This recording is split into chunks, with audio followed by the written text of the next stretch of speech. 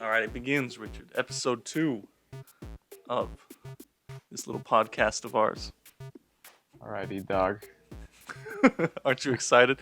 We're missing our third man, our anchor, Jonesy Wales. He was busy tonight. Yeah, busy It's being alright. successful. But you were sick yesterday, you said? Yeah, I don't know what happened. I don't know if it was like food poisoning or what, but yeah, I woke up yesterday morning and was Rona? no good. Oh, dude. Rona, nah. Because that's what I've been seeing a lot on Instagram. In addition to the protests, everyone's posting things of Arizona just skyrocketing in Rona, folks. Yeah, it is, but I don't know. It's Is it dude, it's so ridiculous because if you look up symptoms of corona online, like the COVID symptoms, it's like everything? yeah, it's like a laundry list of 24 bullet points. It's garbage. It's just like that could literally be anything. It's like vomiting, diarrhea, sore throat, runny nose, headache, aches and pains, what, just everything. It's like, Life is a symptom of corona. yeah, so if you have like two of those 24 things, it's like, well, that could just be cold, it could be regular flu, it could be COVID, it got, it's I don't know. But Are no, yeah, so people yesterday I was messed up. are people freaking out about it to where they're like, "Oh, we got to stop the protests and get back inside." I don't know. I don't know too much. Last week people were still doing like peaceful protests, kind of, walking downtown and stuff. Hmm. Um, but I don't know how it's been for the last couple of days. I think it's kind of slowed down. Hmm. Cuz here in Japan, like it's the same thing. Tokyo's like skyrocketing in Rona patients, the basically all the big cities. But Okay. people like the news announces it, but at this point it's almost like they're just announcing the weather. It's just a little segment and then Yeah, it's just this nonchalant, yeah, yeah, corona, there's a more thousand cases. people. I do think we opened up too quick over here. People are acting like it's just normal. Nobody's wearing masks or anything. Apartment complexes have people swimming in the pools and stuff. Hmm. Um, and I do think that is too soon. But then again, it's Phoenix. Yeah. It's 108, 112. Like it's outrageously hot. People are gonna go swimming. What do you think's gonna happen though? Is it gonna be like just New York, Italy, like a bunch of mofugs dead everywhere? Probably. I think it's gonna escalate, and then they might have another at-home order. I don't know. We'll see what happens. I'm kind of curious to see how it's going to progress throughout July. Schools are still slated to reopen in August. Hmm. I'm still like, I'm still confused just because of how things went down here. Where like I thought there would be just a ton of people dead, but there wasn't. There was Hmm. like a few hundred. I don't know how it could be so different from like New York, where there was like thousands of people, or just across the U.S. It's like at over 100,000 right now, right? Yeah, well, there's like, I don't know the deaths here, but I know that Maricopa County has like 19,000 cases. Yeah, why is that so different? I I still don't know. Like I don't know if you ever looked into was I don't know if it was actually you that I was talking to this about or if it was just Jones where the US had that scandal of the misrepresenting the amount of corona deaths and corona patients and stuff. Basically Yeah. hospitals that were struggling just boosted their numbers. Hmm. I don't think it could be like 90,000 people worth of boosting numbers, but just the fact that it's so different here to the U.S. It seems weird to me. I don't really know what to. I think it's extremely difficult to gauge. I think that there's tons of people who have had it and were asymptomatic and we have no idea that they had it and they haven't Hmm. been tested. Like there's tons and tons of people who we have no clue that they've even had it. So those don't contribute to the numbers that we have for positive cases that have been diagnosed. But also, anyone right now, like in the hospital coughing, is Yeah. diagnosed as having COVID, which they may not even have. And Well, anyone, that's what no, Elon sorry, what were you Musk gonna was say? talking about, where he was saying like people die of like heart attacks and stroke, but Yeah. because they also had Rona, it's like, oh, this is a Rona death. Well, not even that. Even people who haven't tested positive for COVID, anyone, essentially like anyone who dies in a hospital, if they had something close to a respiratory issue, even if it was pre-existing, like asthma or something like that they've had for the last 33 years of their life, So they it's will just still be symptoms. they will still be labeled as a COVID death. It will be labeled as cause of death was coronavirus. See, then that just like it makes me agree with these people that say it's all like BS, because like that's a lot of Yeah. people. Yeah, That exactly. So that's a huge issue. What happens is like I mean it's the same as the way prisons are run, you know? mm, They get more money for each bed they fill. That's the way hospitals work. So the the whole thing is a racket. It's crazy. I'm not saying the virus doesn't exist, but yeah, we are definitely not being given um, truthful data. that's also like something that confuses me is why like people are so just like cemented into panic mode. Hmm. Like even if they read something or something is released that's kind of saying like, "Hey, it's not as bad as we thought," they still want to stay in that mindset of like, "It's doomsday, man. We got to stay inside." Yeah. And then it goes both ways. There's people that like think it's all BS that'll also just dismiss anything that says it's kind of serious that we should be careful. Yeah, I'm kind of a little bit of both. Like I don't think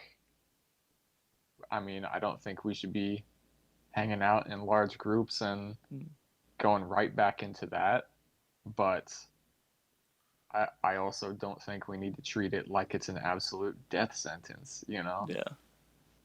I went like on a little roller coaster of when it started. I was almost to the point where I was one of those people that's saying it was just a myth because I was like, whatever. Flu, baby. It's the same goddamn thing. No one cares about flu. Yeah. And then things started like jumping up and like Italy was becoming the big news, New York, and then I'm like, "Oh god, it's going to be like I Am Legend. We're all Yeah, doomed." yeah. And then a few days went along and then I was like, it's kind of old people. It's still basically the flu. Mhm. Like there's young people dying, but young people die of the flu as well. So I don't know if it's like something I should worry about. And then I just settled in like a zone where it's like it's worrisome for like certain groups, at risk Yeah. groups. But But I for guess me, the what's really important is I guess it's better to overreact than underreact because if we did absolutely nothing, like who knows how bad it yeah, could have been.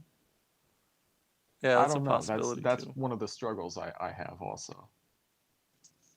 Yeah, it could have been like screw it and then actually a Spanish flu type thing.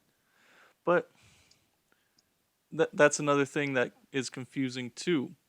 Like in places like it almost seems worse in places that took it seriously and closed everything down. Because there was that example of Sweden Hmm. where they really didn't close a whole lot of stuff down. It was kind of voluntary, and they kept at-risk people away. They kind of quarantined those people. Same in Japan. There was a quarantine, but they couldn't control anyone. So it was like the government isn't legally able to stop you from doing anything really. So the bars were still open, museums closed, but for the most Oh, part people were going to work. they didn't regulate business closures at all? No, they can't. It's the government's not allowed to do that. Oh, wow. Like it was all voluntary. The government can only make suggestions. Okay. The most that happened was like the government was trying to get people to close and they're like, "Well, if you don't close, we're going to make a list of people that don't close and we're going to post it everywhere so everyone knows that you refuse the closure orders." Dang. But people were like whatever, okay. Make the list. We're still having people, we're still getting customers. But Japan, really, nothing really happened here. Like, it wasn't a big issue with how little they actually did to like restrict anything. Hmm. But the US, where everything's closed down, Italy, hundreds of thousands of people dying all over the place. It almost seems like there's like it's not the same disease. Part of it is the social structure over there, also the way families live together, things like that. Um, we know that coastal cities are affected more for some reason, Mm. having more humidity. There are more cases. Um, Most fatalities are blood type A, which Yeah, is I kind heard of about that. strange. Do you know your blood type? No, I don't. I I heard cannot about that and remember I it. was like, "Oh god damn, what what is my blood type?" Yeah, I should probably find it out. I Yeah. should probably figure that out. Nah, screw that cuz I got to take your blood. But like also in Japan cuz I know that Italy, one of the issues was that their like families live together, old Hmm. grandparents and stuff like that. But it's also the same here in Japan. There's old people living with like their kids and their grandkids all in the same house. Dang, that's true. So I don't know why the old folks here are so resilient. If that's the reason why it didn't happen.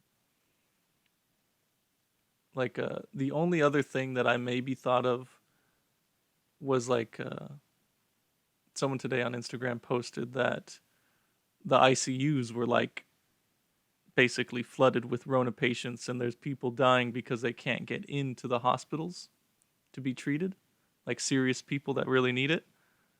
But here in Japan, they were really strict where like you had to be severely Yeah. sick with Rona to actually get in. So there was never an issue of like overcrowding. Everyone got treated that had to. I think the Where medical system is partially responsible for the overcrowding in the hospitals right now because they are refusing to let patients go. Like yeah, there could be a person that is fine and they're like, no, no, we need to keep you for another 2 weeks. We need you for another 14 days. And they don't allow that person to see their family or have any visitors or anything. Like that person is just put on lockdown. yeah, And so things like that are another reason why other people who may be in a more severe state can't get into the hospital because they're keeping people in there for longer than they should. People who maybe don't need to be, kept on a machine or whatever it is. yeah. But so it could be like just the response to it that caused a lot more damage than the disease itself. Yeah, yeah, definitely. Then why don't we change that? Like, why is that still going on? I'm assuming it's money, right? But yeah, I would think so. And like I said, I mean that's basically that's the way hospitals get their money. That's a huge issue in and of itself. I mean, Mm. insurance companies being completely unregulated, all of that is a massive failing on the part of the United States government. That's America. That's freedom right there. Freedom of Yeah, business. yeah, you can be charged for what is it, $85 for every pillow used in a hospital. Oh, No, dude, it's outrageous. I didn't know. Like Jones was explaining this to me the other day, how expensive it is to like go to the hospital Hmm. in the US, like thousands of dollars. Like Yeah, basically you can get sick and just go bankrupt and then yeah, your company's screwed or your family, tons your of company, people whatever. do. Yeah. I just and cuz I was telling him that I was shocked because it's like I was telling you the other day, it's like $30 to get your teeth removed. It's just almost nothing to go to the doctor and get like a prescription or whatever. Treatment here is like so cheap. I don't know why that isn't a thing yet in the US. Because insurance companies are completely unregulated. They don't answer to anybody. So they're allowed to establish any rate they want. Your premiums can change at any time and you can't say anything about it. It is entirely unregulated. The whole system is a load of trash. Is Obamacare still a thing, or did that just basically get destroyed? Obamacare isn't a form of health coverage. It was just an act that said if you do not have health insurance through your employer or something else, you Hmm. are legally obligated. Like it is mandatory for you to apply for medical assistance through the government. That's all it said.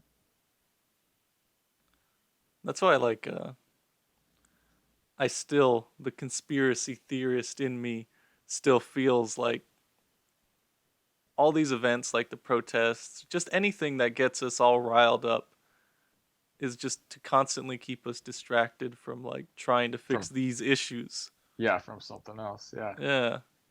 And then it's always the big corporations that are like, "Oh yeah, we're going to put a big sign out front, put Black Lives Matter," when it's the big ass corporations that's screwing everyone else over the Yeah, entire other time of the exactly. year.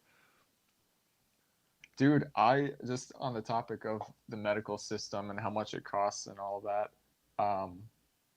I I've had neurological issues for the past few years, Hmm. just on and off, just a whole bunch of crazy stuff ever since 2016.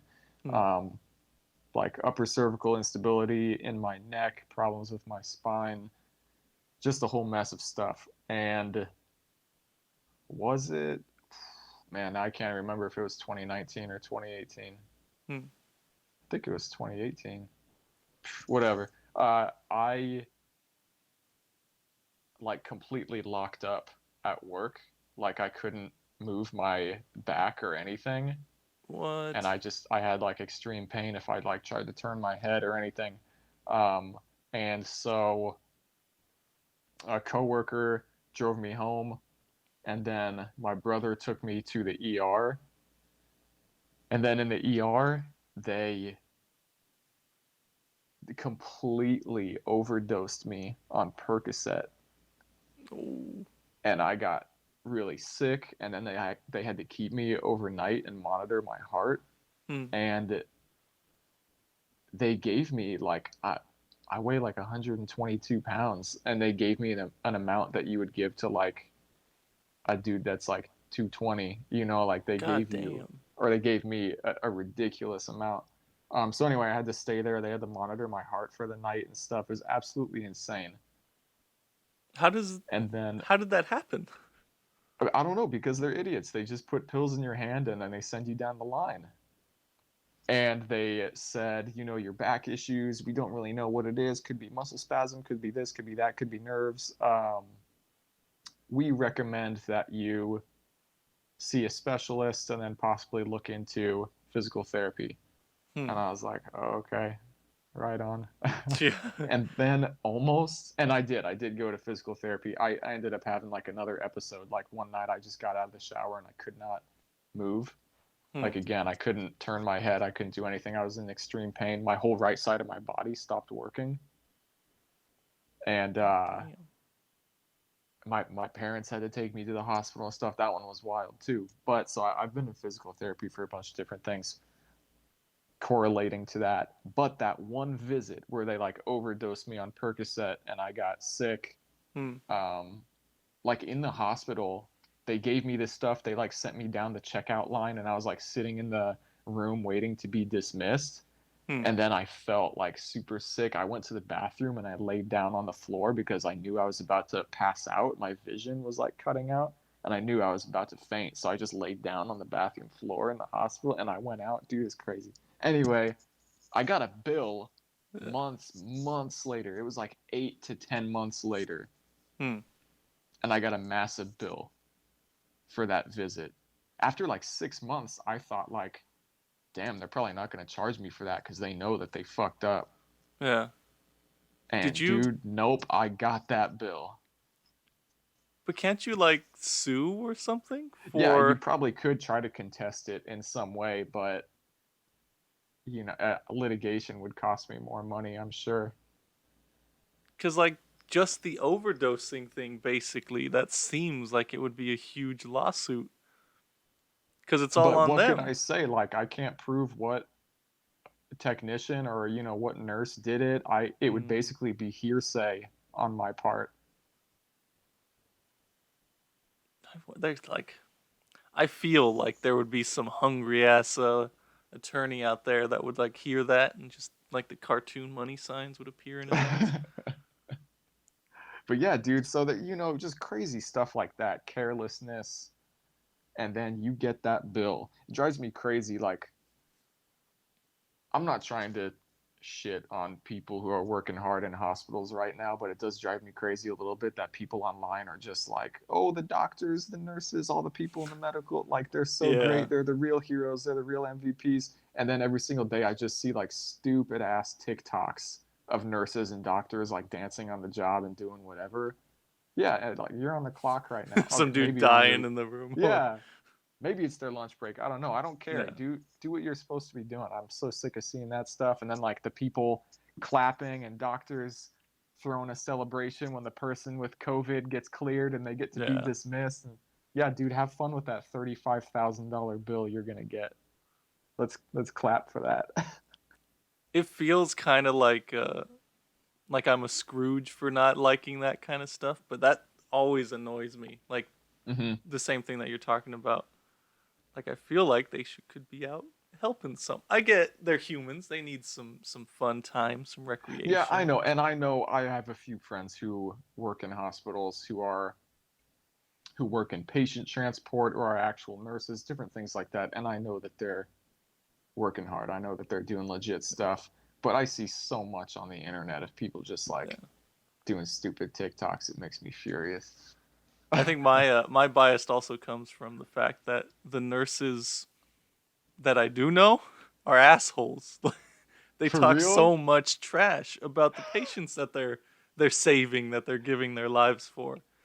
Oh, Like that's terrible. horrible things that it's just like it's not even like a good old fashioned ribbon where you could just be like, "Ah, yeah, work is tough."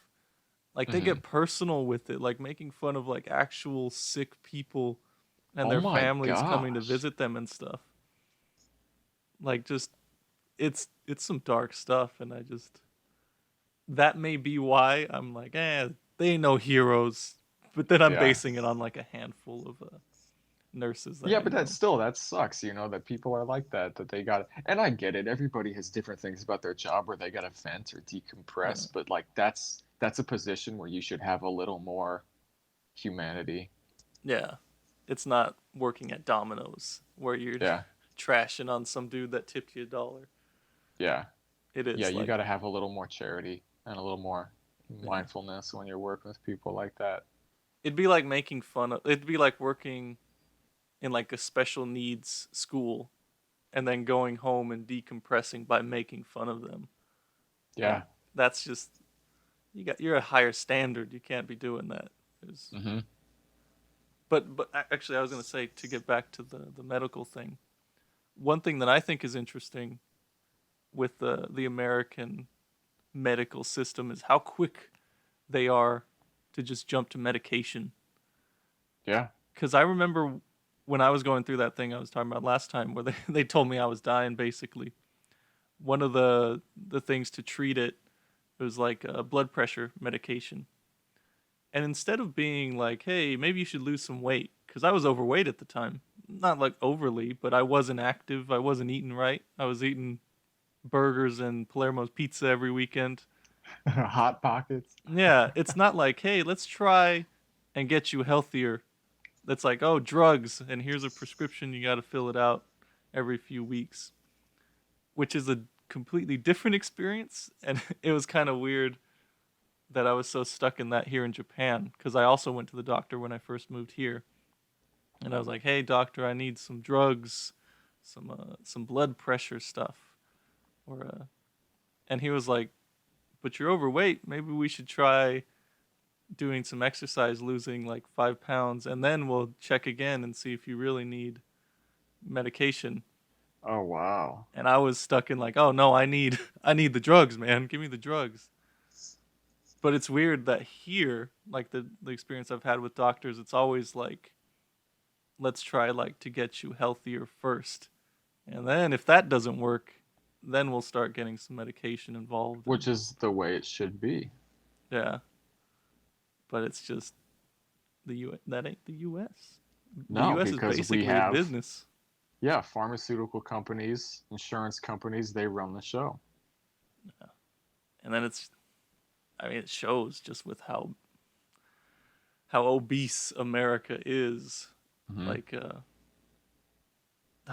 it's different topic, but it always bothers me to see like the TikToks or the Instagram videos of like little obese children, like 5 or 6, and they have like a big plate of like McDonald's and like they're eating it, Dude, and it's like, oh, look at this, haha, so cute, hilarious. And I'm like, you're killing that kid. That's not hilarious. That's so bad for that kid to be 5, 6 years old and yeah. basically look like a sumo wrestler. Hmm. And it's just, I guess that's a whole different issue of just like people being so obsessed with like internet fame and just trying to get noticed, basically. Fast food is a whole other thing, man. Oh, that's tough. That's tough to give up though. Are Yeah, you man, big on the once I'm, fast food? no, not at all, but once I'm feeling better, I'm gonna go to Panda and get 2 orders of the Wuhan special. Well, if you go to Panda, you gotta you gotta get 2 orders. No, no, I'm just kidding. No, no, I really don't eat much fast food. If I really want to eat out, like I'll go to Hamburger Works or something, but that's like a Mm. ma and pa shop. That's not a like I will not eat at McDonald's, Jack in the Box, Burger King, whatever, none Ooh. of that. I just won't touch that stuff. Yeah, I can't. Well, were you ever into that stuff, or is it pretty easy for you not to go there? No, it's pretty easy. I mean, like when we were in high school and stuff, we'd get McDonald's or yeah, let's go get a bunch of hot and spices or something, and then go jam in Benji's Yeah. garage, whatever it was. But no, I was never like super into it. I Mm. but I never really like had beef with it. Like not like I hate the fast food industry, but after a Yeah. while I've just kind of realized like I just don't really want to have it. I'll have like maybe I'll have In and Out like 3 times a year if my girlfriend wants to go there. Mm. Or like Wingstop if I want to get that Louisiana rub chicken. Oh. But I'm talking like I probably eat out once a month. Like I really don't Oh, damn. eat out much. Or, it's hanging with friends and we get pizza. But to me, even that is kind of negligible. That's not as bad as McDonald's or Jack in the Yeah. Box, something like that. That stuff is just basically like a little poisoned on a patty or on Yeah. a poisoned Yeah, on a bun. I think it's really disturbing that so many families eat fast food like 3 or 4 times a week, Yeah. But and like that's what their kids have all the time, and or kids who like have that for lunch every day at school. Like I see kids like their parents just like grab McDonald's in the morning, slap it in the lunchbox. That's what that kid has. well, that was like during exam season in high school.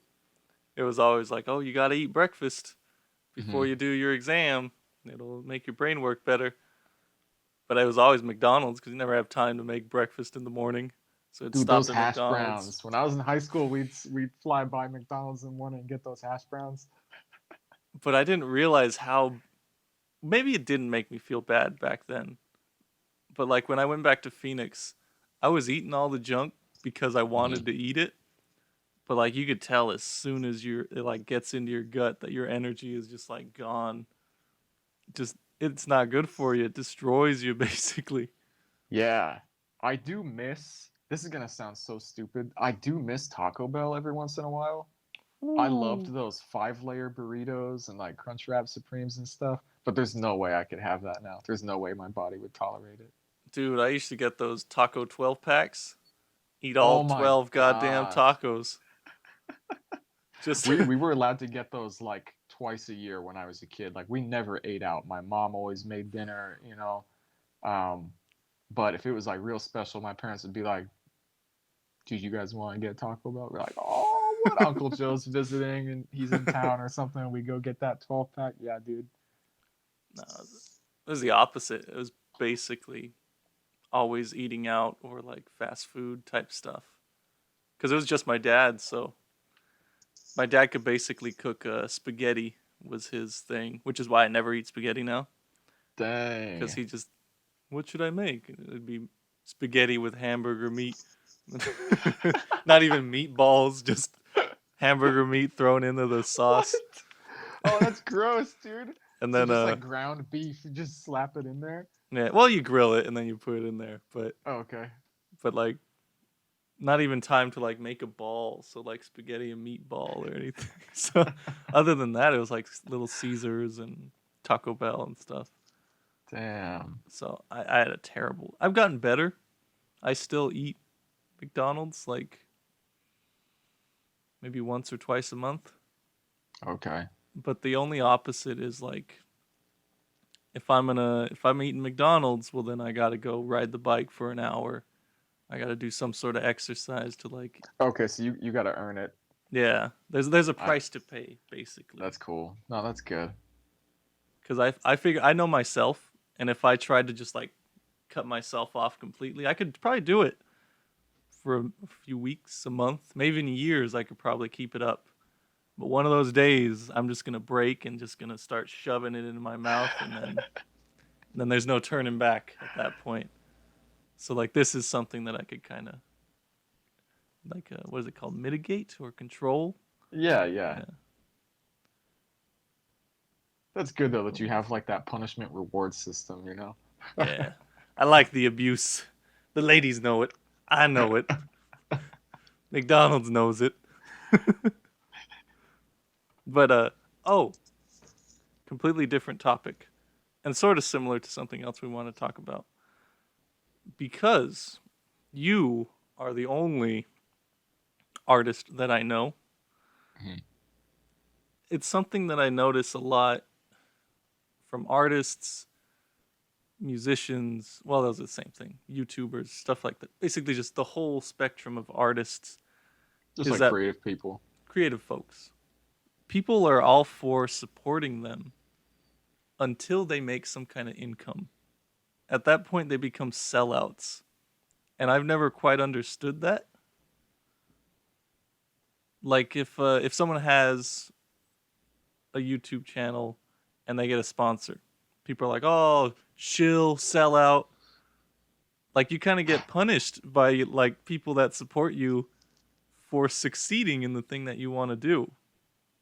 And I don't know if you've had any experience with people that's like are like fans of you that have done that sort of thing. No, not at all. Really? No. No, I've never What? had that. But I'm not famous, so, you No. know. Well, no, not the people I see it in. It's not super famous. It's like it could happen for any kind of like Oh, you could have really? even if it's no money. Let's just say you have a lot of followers. You'll be labeled like a sellout for basically getting any kind of success. And I'm not sure Yeah, what I don't like the know. drive behind that would be. Yeah, that's bogus. I mean, it's just I guess it's just people looking for something to pick on, or I don't know. Just people who misinterpret it because just because someone has like 150,000 followers Hmm. on Instagram, like that means absolutely nothing. It Yeah. really does. Like you could be on your explore page and you find some person and you click on their profile and it turns out it's a guy who does like yo-yo tricks or something and you've Hmm. never heard of this guy once in your life and he's got 200,000 followers and it's like holy crap, that's a whole lot of followers. But then it's like, yeah, but what does that even mean? I mean, I've never even heard of this guy. None of my friends have even heard of this guy. Is 200,000 really that much? Is it really that important? Hmm. And so if someone gets bent about that, it's like, man, you made it. You're in the big time now. You got 200,000, whatever. Like, You're just doing it for the fame. yeah, yeah, and like he's still the same person. Like it's just a dude, like in a one-bedroom apartment who does yo-yo tricks, and like he's still the same guy. So Yeah. I don't know. people kind of misinterpret the idea of fame or recognition or Hmm. any of that now with social media. They always think that it's this great thing and that you have this celebrity status if you have a number on your page, Hmm. and you don't really. Like, they're still just everyday people. So What to me, about it's a tremendous misconception. what about if it's not just followers? What if it is some kind of income? Is there like a loss that you think happens? Let's say for creative folk, for like artists, do you think you lose something once you start becoming like financially successful? If it changes your work in a negative way, I guess so. But it's hard to say without looking at a specific example.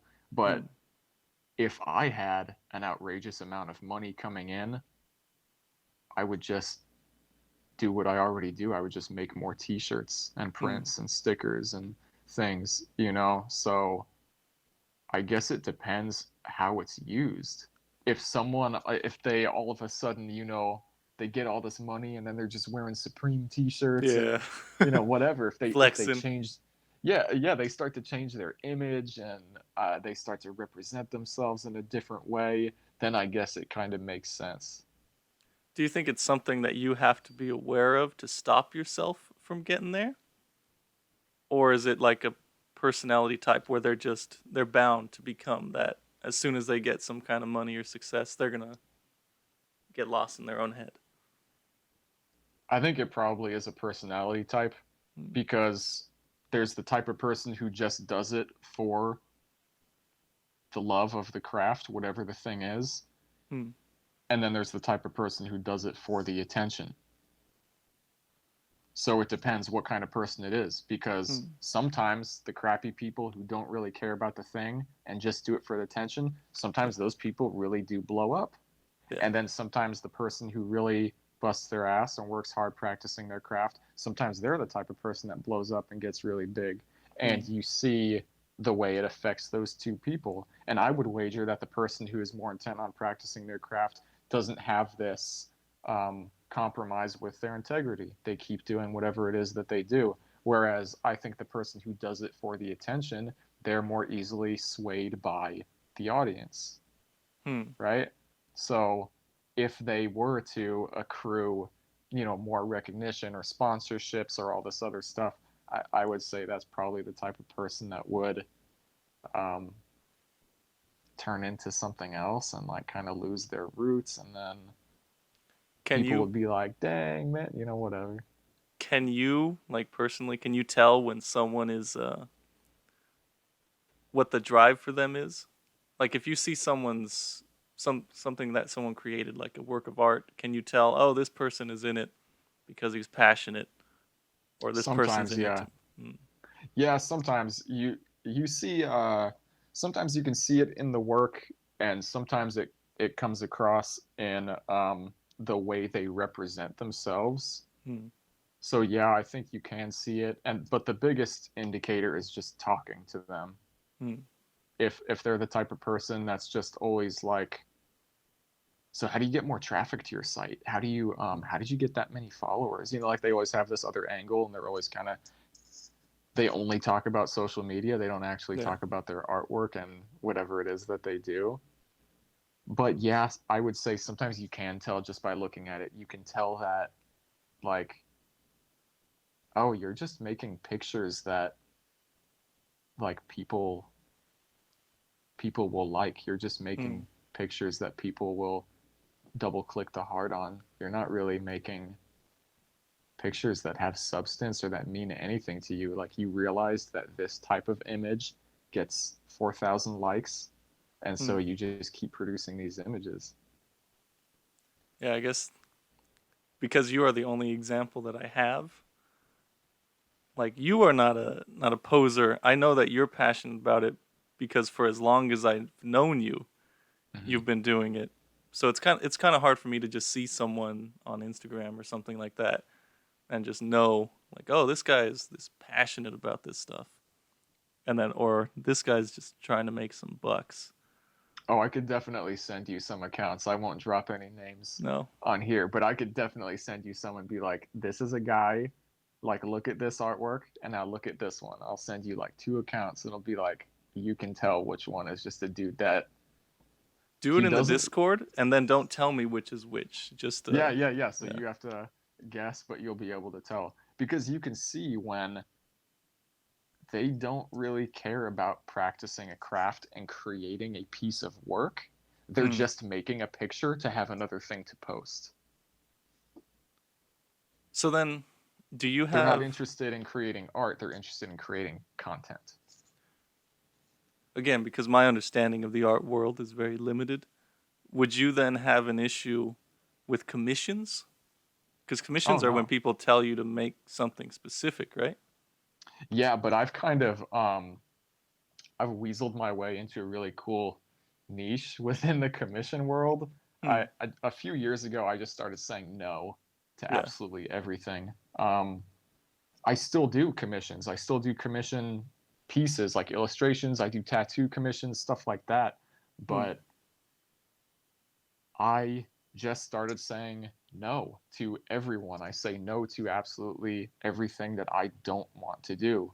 Hmm. Or when people send me a message and say, hey, I'm interested in having you do something, I send them this thing right off the bat that says it needs to it needs to be something that is specific to my style. If you're Hmm. looking for a flower or a city skyline or something that 150 million other people could do and your Hmm. tattoo artist can just do, I'm not going to do it. I don't need to draw that. You know what my work is, you know what I do. If you're looking for monsters, creatures, something weird, something surreal, I'm in. And so I just started um, I don't know, just getting real intense about Hmm. what kind of work. I have no problem telling people no.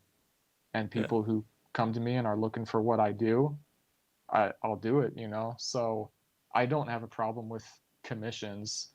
What was what were you thinking about commissions? Were you thinking because someone is paying you to do a specific image? What was your thought on that? Like in my idea of a commission is basically just someone tells you exactly what they want in a picture. Like I want a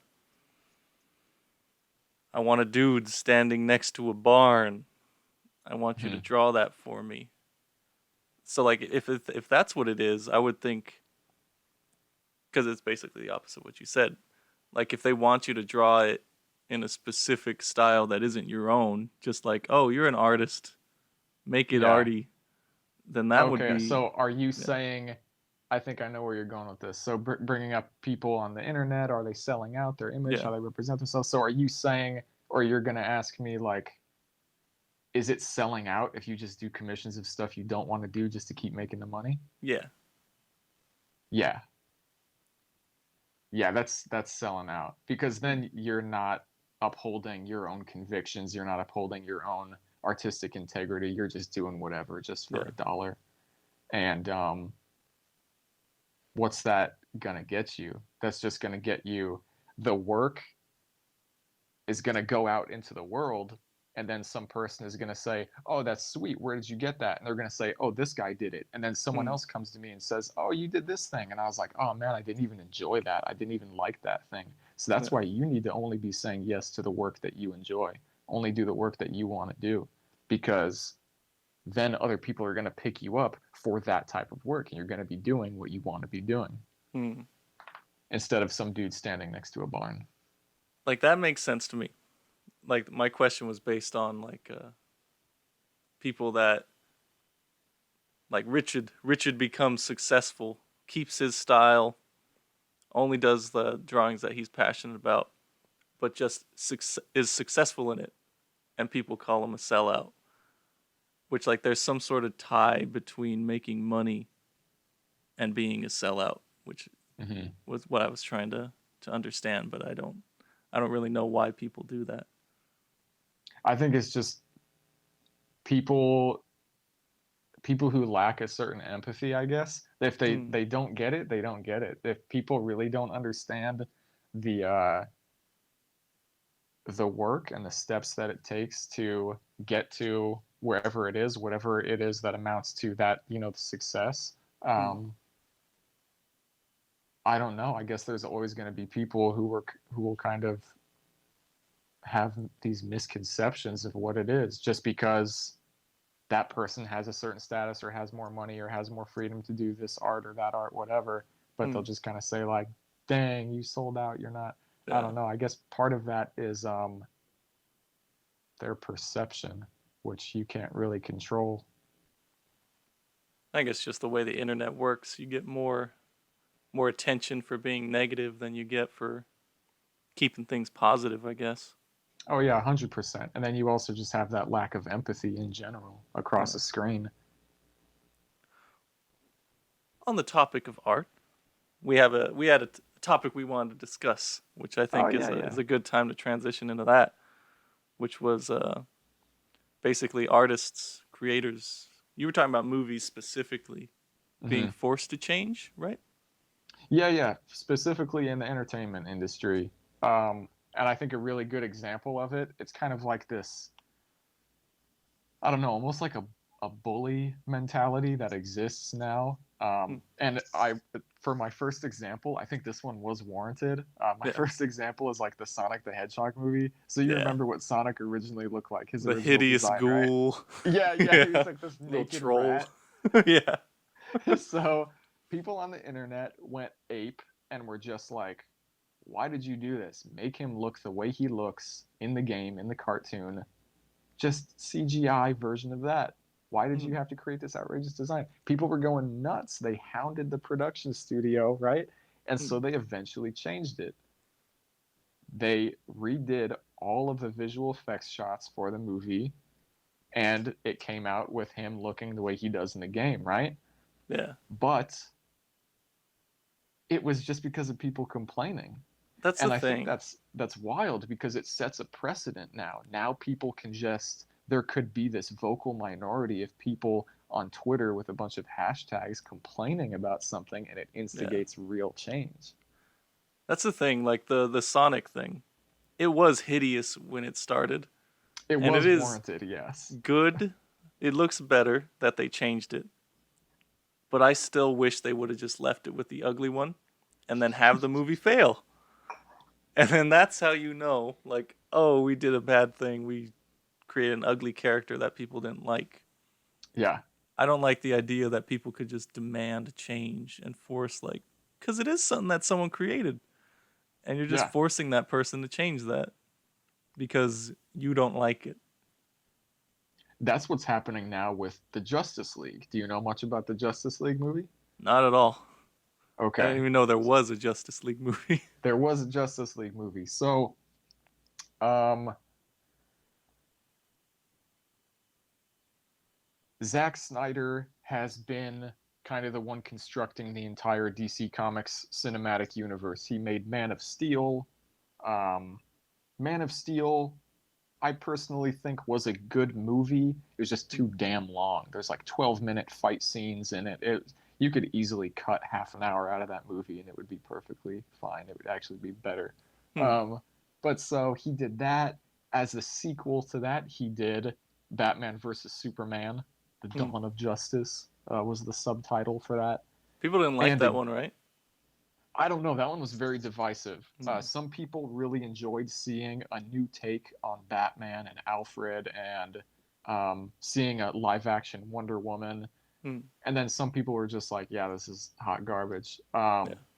Again, same with Man of Steel. I personally think it was pretty good. It could have been much better. It was way too long. It got kind of convoluted in some areas. But for the most part, it was fun to see new versions of these characters, and it was okay. Yeah. The whole thing was they were leading up to all of the Justice League members coming together. So then they eventually get Cyborg and Aquaman, all of this, right? The Flash. And then they made the Justice League movie. Hmm. The Justice League movie had a lot of issues throughout production. And then Zack Snyder ended up having personal complications. I believe at the time, I think his kid commit suicide, Oh, actually. damn. So he had to drop out of production, and there were a bunch of changes. And Joss Whedon took over. Are you Hmm. familiar with Joss Whedon? He's the director of the Avengers. He did the Oh, TV okay. show Firefly back in the day, the one with Nathan Fillion. Hmm. He's done a lot of really good stuff, but they brought him in as director. They brought Joss Whedon in to complete the whole project, Hmm. and Justice League was an absolute disaster. It is a garbage movie.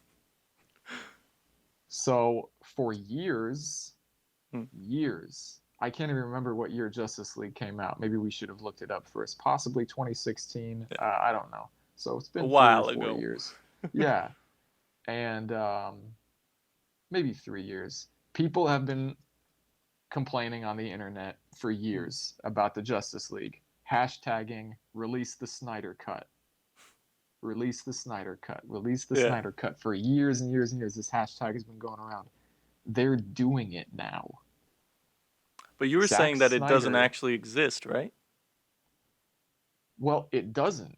People are saying release the cut of the film. The cut Hmm. of the film doesn't exist. It has to be made. So now Zack Snyder is going back into production. They're refilming all of the stuff that was Hmm. originally supposed to be in the movie. So they're getting Wonder Woman back, Superman. They're like Ben Affleck is coming back as Batman. So now they're bringing all of the cast back. They're doing all of these reshoots.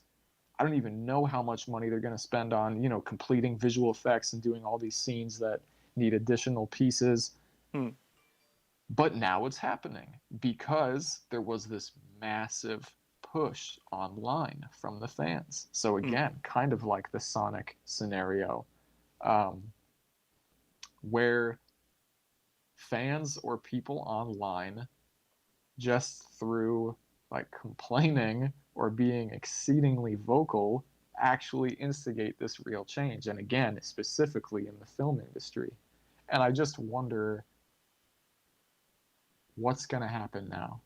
I mean, we used to think that George Lucas editing the Star Wars movies was the worst thing on the planet, but now we're going to be seeing this all the time. But then I wonder if it'll develop into some kind of like interactive movie experience where you choose what happens in your own movie. Oh, that's Kind of so like those weird. old Goosebump books where Yeah, yeah, go to the choose page. your own adventure books. Yeah. Go to page 35 if you want Johnny to open the door. Yeah. The end. Which if that develops that would be interesting, maybe cool. But it also sucks if that becomes like the new thing where you can't make anything without the approval of Yeah, random people on the internet. But there was a choose your own adventure Black Mirror episode. oh really? Yeah, How does that work? On Netflix? yeah, yeah. It's named after the creature from Through the Looking Glass. What's it called? Bandersnatch. Yeah, it's What? called Bandersnatch. Yeah, yeah, kind of interesting. So the people have tampered with that a little bit Hmm. already. But yes, I do wonder if it's just gonna what effect it's gonna have on the entertainment industry. What's gonna happen with movies? I mean, now people are starting a new hashtag and they're doing it with the Suicide Squad. Oh, that movie There's a, sucked there, though. yeah, that Well, movie sucked the ass. The movie Joker was sucked. terrible. No, so did Will Smith. That movie sucked. The whole movie was just like, let's get the band together, and then they just like, I don't know. It felt like a ripoff of Guardians of the Galaxy. It was just like this Hmm. stupid buddy movie adventure of getting this group together to fight this villain, but not well done like Guardians of the Galaxy. Just didn't have the same flavor. I think also it would tie into it is just like the like there's also the thing of people not liking a character or liking a movie and wanting it changed. But there's also the issue of things that people find offensive in movies and they want it to change. And I feel like it's going to end up leading into there being just like a cookie cutter template for what a movie can be. Mm-hmm. Because you see it in games too, where it's like basically every game is the same now because they're too afraid to try something new that people aren't going to like or offend some group of people. So they're constantly like tiptoeing what they can add and how creative they can be. So I think it'll just end up being a bunch of boring movies that are just lacking in any kind of like traditional creativity that we've seen before in like the Well, classics. we're already seeing that. We're seeing all of these remakes of 80s Yeah. movies. We're seeing, I mean, we're essentially just getting this influx of comic book movies, all of these things that come from source material. You know, they're not original concepts. I love the Marvel movies, but I mean, all of that stuff that was Jack Kirby. Jack Kirby created all of that stuff in the 60s, right? Yeah. Even though the jabronis like to credit Stan Lee, but that's a whole other story. Um, but you know, it comes from a source material. We get great stuff like V for Vendetta and Watchmen, but once again, those are Alan Moore graphic novels. You know, like everything now comes from some other source material. There are very few concepts or films that are 100% original, like something that was just written as a screenplay, Hmm. because studios don't want it to fail. They will only buy into pre-existing properties because they don't Yeah. want the film to fail, which is absurd. You have to figure out, sometimes you just have to figure out what works and what doesn't. You got to let people come up with stuff, you know? But then how do you change that at this point? Because there's just so much money going into movies at this point that no one's gonna want to risk it on some Yeah. random no name. Yeah, very few slip through the cracks. Have you ever seen Hotel Artemis? I have not, never even heard of No. that movie. It was very good. That's another one that's just, you know, completely original, really well done. That was a fun movie. Or even The Quiet Place. That's one that is really big. Hmm. That got, you know, a lot of recognition, but was a good original concept. Yeah. So, you know, every once in a while they slip through the cracks and there is something good that comes out. But yeah, for the most part, they just want to play it safe. The industry just wants to buy into pre-existing properties or things that have already existed, or you know, whatever it is, something that comes from a book or comic book or graphic novel or even video game. I I think you'll disagree because you're a fan, but I feel like that's what the vibe I get from the new Star Wars movies, where they're all Yeah, almost basically the same movie. Just like it's just fan service, cookie cutter. yeah, I do have some gripes, but for the most part, well, you mainlining that Star Wars. You can't say no. no. It's difficult. Well, people get too religious about Star Wars. Like they're supposed to just be movies for kids. Like Mm, George Lucas has said a number of times, like I make these for 12-year-old boys. So I yeah. think it's absurd when 40-year-old men argue about it, you know? Well, Jones Um, was telling me in one of the streams on Twitch that I was doing about the Asian girl that just got super bullied by the Star Wars fandom. oh yeah, the one who played Rose. Yeah, Yeah, that was bullshit. People are idiots. I don't know why they had to do that, why they can't separate the actor from the character. that's that's what I was thinking. Like she played the character that she was given. It Yeah, just somebody happened else to be a wrote that. sucky character. Yeah. But Jones was saying it as if they like blamed her, the Yeah, they person, did. for for ruining Star Wars. Hmm. Yeah, absolutely ridiculous. There, it was completely uncalled for. Yeah, like she didn't write the screenplay. She didn't create the character. She got hired. She got the job. She auditioned and she got it, and she played the character in a movie. But yeah, she had to go to therapy and stuff. Yeah, man, ridiculous. Is that just Star Wars, or does that happen? Because Star Wars is a pretty hardcore Yeah, Star fandom, isn't Wars it? is intense, but I think it's just about anything that has a rabid fan base. So it Mm, happens with comic book movies, you know, the Marvel movies and things like that too. yeah. Well, I was gonna say that my gripe with the new Star Wars movies is the fact that the characters are really bland. Like what is it, Ray? The chick? Hmm. She like starts off basically perfect and then just continues to become more perfect as the story continues.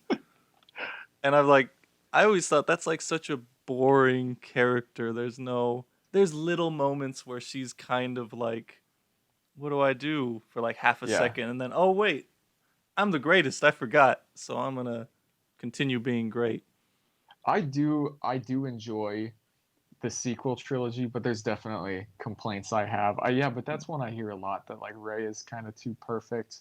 Um, I guess I get that. She had a fair amount of struggle in The Last Jedi, but I hate The Last Jedi, so. Oh, do you? Oh yeah, that Why? movie was a train wreck. It's like six movies smashed together, and two of them are watchable. That movie was just a disaster. The whole slow speed chase through space with General Holdo, all of that, the Is that the third one? stupid. No, that's the second one. The one where Luke, spoiler alert, Luke dies, right? Yes. Okay. Yeah, yeah, yeah, where he jukes Kylo Ren and then he turns out to Yeah. be a force projection. Yeah. More! More! More! I want every ship to fire on that man. But yeah, I guess I don't really see the difference between any. And I haven't seen the third one, but The third one, see, I thought it was very good up until the end. There's some bullshit fan service in the end of mm, it. Um, so yeah, I guess there's just too much of that in the new trilogy. It's almost like they purposely make, and once again, I do enjoy them. I think that mm, they're fun adventure movies. I still like them, yeah, but there is too much just creating things that are perfect Star Wars things yeah, just to make sure the fans like it, you know. But then all it does is like piss off OG fans. yeah. I don't know. Do you think because one of the criticisms that it had a Sorry, that's lot? someone driving by on like a moped or a motorcycle. I don't know if you could Oh, hear really? that. No, I can't hear Okay, good. it. Brr, brr, brr, brr, brr. Gotta close them windows. But I was gonna say, I don't know if it plays into it, but like when that movie came out, it was like at the height of the whole PC movement. And do you think that was a similar thing to Wait, explain which why which movie? Last Jedi or Rise of Skywalker? just the new franchise, the whole series of the new Star Wars movies? Oh, in general. Okay. Yeah, where it was like people were criticizing, so like, why has it got to be a chick as a main character? You can't have a chick who's a main character and then have her I be think that's weak. such a stupid complaint. Why so? Well, why can't it be a girl? Like what? Why Oh, is well, it a I don't mean that. problem? I'm asking like Yeah. whether or not you think they made her perfect because they were too afraid to upset people. Because if you make Oh, a female okay. character that isn't like a badass, like people will Yeah. be like, why can't So, she be badass? yeah, yeah, I do think they were, and I love Ray. I don't have half the beef with that character that most people do. But I do think that they were purposely trying to construct a quote unquote role model for little girls. I think that Yeah, they were purposely trying to construct a character that served a particular purpose or represented women or females in a specific way. yeah. Um, I definitely do think that. With that, like I don't have an issue with that. If like you want to create a character that is empowering to like young girls and women and Mhm. whatever person you're trying to empower, that's fine. Like I think you should be allowed to do that. My issue is when like other people demand it. Like the creators don't do it because that's what they want. They do it because Twitter Oh, hashtag okay. said So change this. yeah, again, it's just like fan service. It's Yeah. not really part of you know, it's not an intention on the part of the creators. It's just Yeah. fan service because that's what the people are demanding. Yeah. Like cuz there was also the thing with I don't know if this was a meme cuz I never saw the movie, but with the Han Solo thing where I think Han Solo was homosexual or some sort of No, not at all. No, was What? that just a meme? Yeah, it's just a meme. What are you talking about? Dude, that is if it is just a meme, there's nothing weird about him, right? No, not at all. That is wild then. Because it was like all over cuz I never seen the movie. And then I only watch Star Wars if someone else is watching Star Wars. Okay. So I never took the time to be like, "Oh, is that legit?" I just saw memes of it everywhere. of like not Han Solo. Who's a black dude? Finn? Not Finn. Lando. Oh, Lando. Lando being gay.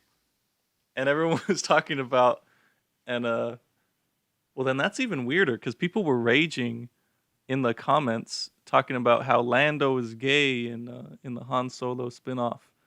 And people were like pissed off in the comments being like they're only doing it because PC America. And that's Yeah, wild man. cuz I just assumed like oh that's part of the story, I guess. No, I didn't pick up on that at all, but he did have like a weird connection, relationship with his droid. Some bot They, love, huh? yeah, they hinted at some weird stuff like between Lando and his droid. I can't remember what her name was. It was like L7. So I don't know what it was. Her, she eventually gets wiped and she gets like loaded into the Millennium Falcon mainframe. Becomes like the And AI for the ship. yeah, which is hilarious because in The Empire Strikes Back, which I just watched yesterday, coincidentally, just because like when I'm home and I'm sick, I feel like watching Star Wars, so I watched Hmm. Empire last night. But there's a scene in it where C-3PO says like to Han Solo, he says, "Where did your ship learn to speak? It has a really particular dialect." And it's kind of funny because like the robot, when she's loaded into the ship, she speaks like she almost has like a sassy black woman type of vibe. Ah. It's like a funny character. She's like a comedic relief type of character. Says Um, honey child. yeah, so it's just kind of funny that like they retcons that by creating this robot character that has this great personality because Hmm. then that explains C-3PO's one line about the ship and the dialect in Empire. I thought that was kind of funny. But anyway, yes, there were some weird allusions to Lando, like with his robot. But nothing about him being gay, right? No, no, I didn't think so at Dude, the all. internet is a No. wild place. You can't trust nothing. Well, Cause there especially were, not memes.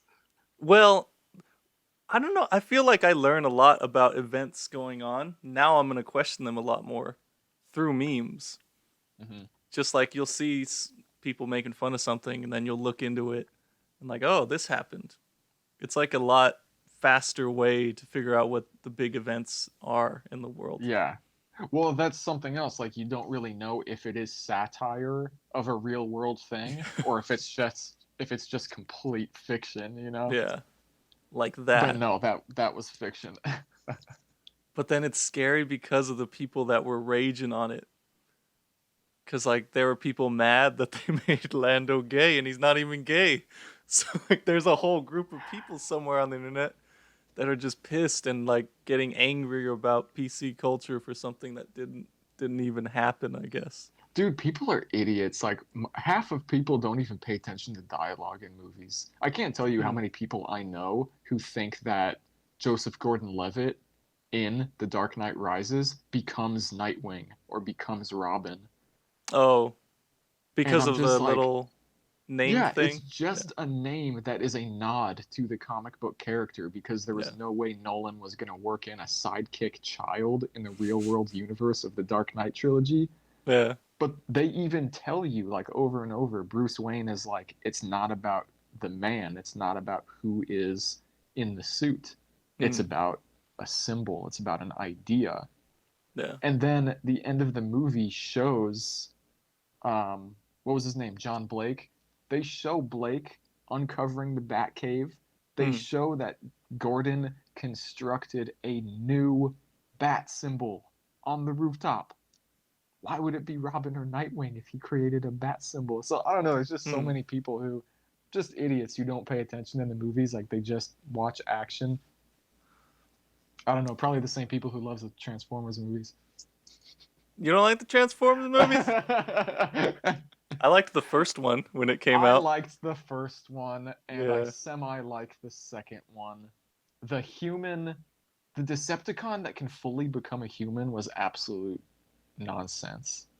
I don't think Um, I watched it far enough to get to that. Dude, that's like the Oh, opening half hour of the the movie when chick. Sam goes off to college. Yeah. I forgot about that. That was Yeah. so stupid. If they could become humans, they would infiltrate us on every level. Yeah. They, We have this that ability, but eh. but we're still gonna become motorcycles and Yeah. helicopters. But yeah, I did enjoy the first Transformers movie, or at least when I Yeah. was 14, I did. Yeah, I Um, was a kid. but or however old I was when it came out, I don't know. But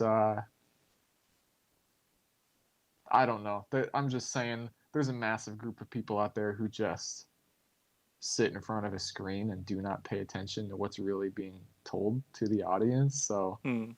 yeah, that Lando thing, I guess I shouldn't be too surprised. Yeah, that's wild. That's still wild to me. I mean, it's happened in other movies, but it's wild that it didn't actually happen in that one. Mhm. Because it is like happening in games a lot, where there is like a lot of like the PC movement is changing a lot of things in like game stories, and it's for the reasons that I don't like. Where it's not because the creator of the story wanted to do that; it's because they're afraid that they're gonna get a hashtag or a boycott put on them because they didn't include this.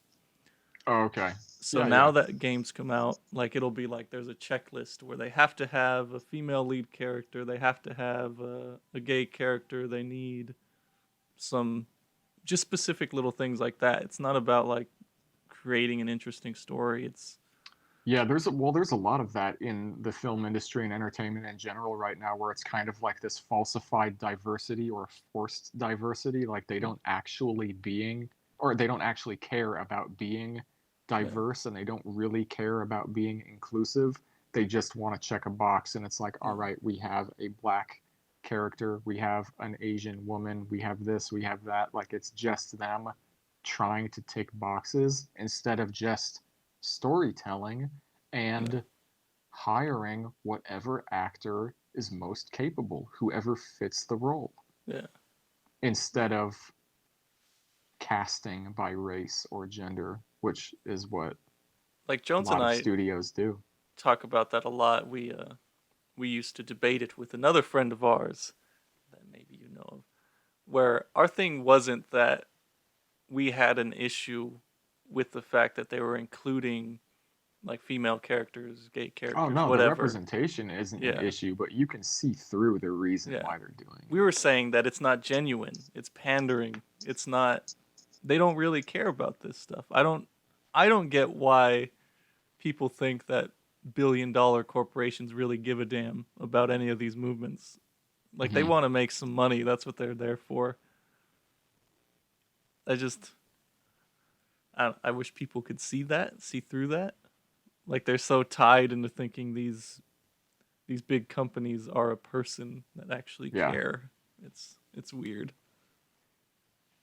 And also that it'll like affect you eventually if you want to create something and you're Mm-hmm. not going to be able to create the thing that you want to create. It's going to be what what the masses approve of. It's just That sucks. Because then at that point, it's disingenuous. It's yeah. not what the creator intended. It is, you know, whatever the producers want or whatever they want to showcase. I don't know. Whatever the producers and whatever the trending on Twitter wants. Mm-hmm. But what was I going to say? God damn it. I had a thought and it was related to that and it's gone. But Specifically about video games? no, about just creating things. It's a kind of censorship, I think. I don't know. It's gone. That I got to train myself. Like is there some way cuz To I don't hold know. on to the thought. Does that happen to you? Like you'll have it and you'll be like, "Damn." It happens a lot with Google. Like I'm thinking I got to Google something. But then you'll open up the Google and it's just like Yeah. it's I'll gone. walk back to the room where I had the idea and I'll be like, well, what was I gonna do? And then I'll go back. I'll be like, okay, that was it. That was it. Why do you think that is? I feel like it's been getting worse. It's not like we all have some disease, some mental illness that's going Wait. on. What do you like worse with you with age or like worse with people in general? Just What do you people in mean? general. People in general. Cuz like pretty sure everyone does that where you want to Google something or you got a thought and then you You just just forget. it's gone. It's something else. I don't know. It's just a human thing. Sometimes your brain diverts. It goes down a different road, and you're like, oh man, what was I Yeah. doing? This actually reminds me of something that I was thinking of the other day, yesterday, I think, or some days ago when I was out in the countryside doing a barbecue, because you get like a feeling of old time Japan, the simple times out in the countryside. Hmm. And I was just thinking about it kind of relates to this because I was thinking maybe the reason why that happens to so many of us is because we just have so much going into our heads constantly. Like there's so much to worry about now, so many visuals happening that, you know, our brains just aren't there yet. They're not developed along with the speed of the world developing or technology. I was just wondering if you could, would you like to like I don't know how else to say it that isn't lame. Basically, be born in a simpler time. Because I always think I would like to go back to like a time, even like when I was like 10, before we had like constant social media and everything, to where you could Hmm. just go someplace and just enjoy stuff and not be worried about taking pictures to post on Instagram. And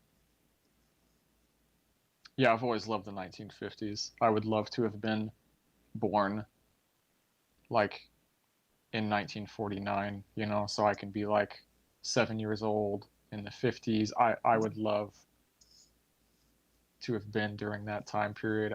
It's probably conditioned just from seeing certain movies, hmm, seeing 1960s material like The Twilight Zone, from seeing, movies like The Iron Giant, stuff like yeah, that. But um, like being a kid in the 50s, teenager in the 60s, like that would probably just be a really cool era, to grow up and to not have, um, yeah, just not have this involvement with so many other things. I would like to be like a little bit before the Second World War, where you could still get around, but things weren't so advanced to like where you got big cities everywhere and stuff like that. Okay. Just because I feel like there was still some kind of sense of like adventure or things being unknown and new, which I don't think we really have now. Because like even like using Japan as an example, I went to Japan for the first time in 2014, but for like 2 years leading up to that, I'd almost been to Japan just through watching other people's videos and Yeah. things online. You could basically discover a place online at this point. So when you get Well, there, it's not like, oh my God, look at this amazing place I've yeah, never yeah, seen. that's it's interesting that we have that now with the internet, because I you can listen to old stories of like, soldiers. Actually, I think I was listening to an interview with Jack Kirby, the Hmm, comic book artist and writer who created like essentially the entire Marvel and DC universes. hmm, Um, he was drafted in 1943, and he told stories about how, like, you really didn't know what people were like in other areas. hmm, You didn't know that California had its own culture, that Texas had its own culture. You know that people in different areas of the United States, I mean, like, you knew that people were different, but you didn't really know until you went in the army and you served with some guy from Texas, yeah. and you're like, dang, that's what Texans are like. And now we don't have that. Like, everybody knows what every place is like. Everybody knows what this accent is, what people are Yeah. like in this area. You can look up videos of people doing like POV walkthroughs in cities and different things. So yeah, it's strange that we don't have the same, um I don't know, just the element of the unknown, Yeah. because you can look anything up. I want that though. Like I can't remember the last time I went to a place that I didn't look it up before going there. Like to actually go to some place and just be like, "Whoa, check out this place. It's Yeah, wild." I I almost feel feel like that way with. No, sorry, go ahead. I was just saying we should like purposely do that one of these days. Just like let's drive in this direction and then let's see where we end up, see what we find along this way. That'd be stellar. Yeah, that'd be cool. Dude, next time I go to Phoenix, we should we should do Yeah, that. man. That'd be sick. I was But about wait, to say, I have the same thing with music. hmm, When I was a kid, I would just go to the record shop and I would buy a CD, hmm, and that was it. And I'd take it home and I'd listen to it. But now, and part of this is just like my personality changing as I've gotten older. I've gotten a lot more,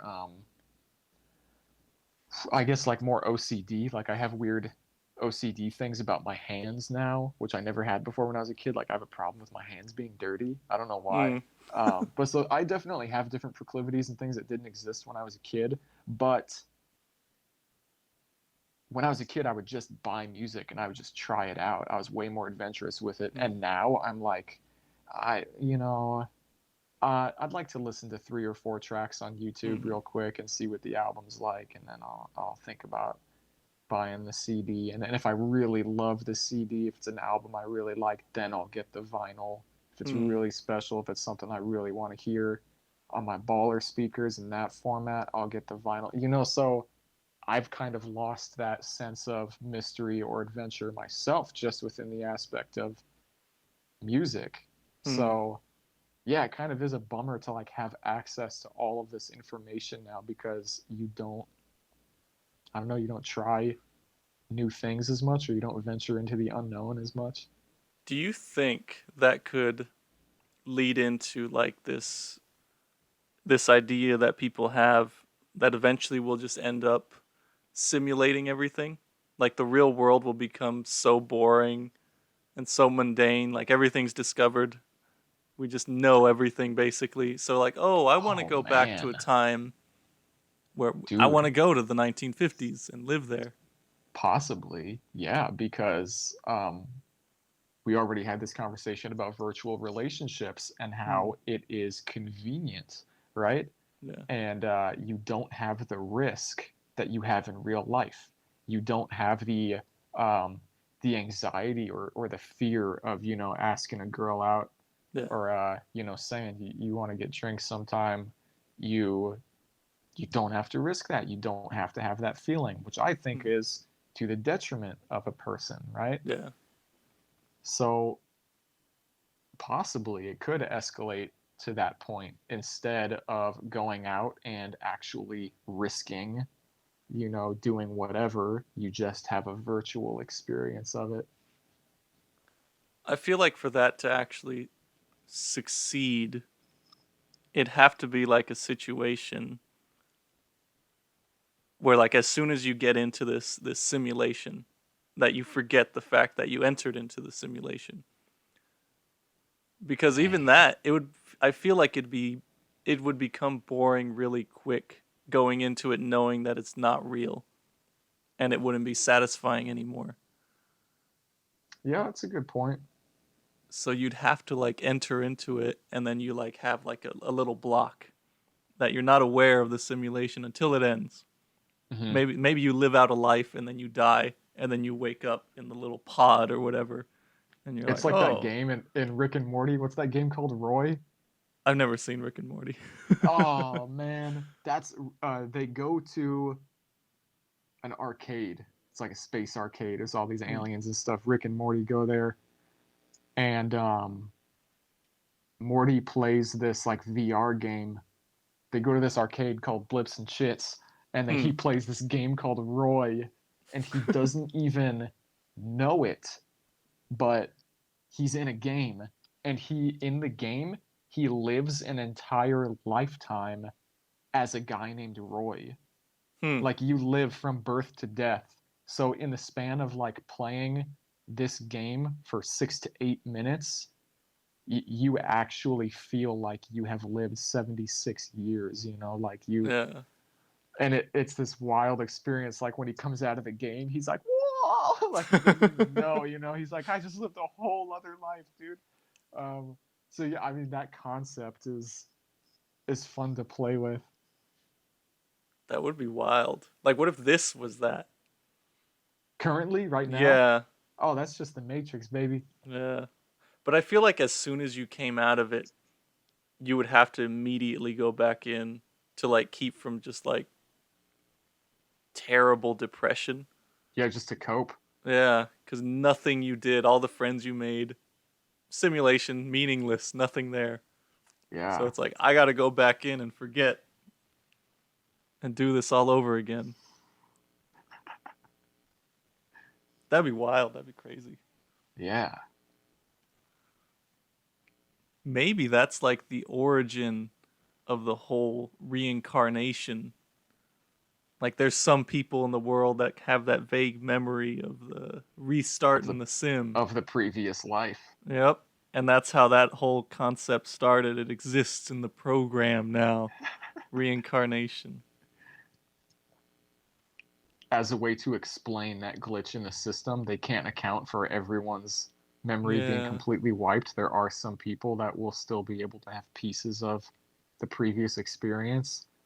And so they created this. It was a new construct, the belief of reincarnation. God damn. We're gonna destroy ourselves trying to think this through. On that note, maybe that's an excellent place to Yeah. That's a good wrap this before episode. we get too deep into that. That's it for episode 2. I hope Yeah. you guys enjoyed it. It was, even though we were lacking in our third compadre, it was a good time. Yeah, hopefully he'll be back soon. We'll get back to the crazy conversations, the regular nonsense. Kooky hoedowns. Alrighty then, folks. We'll see you in the next one.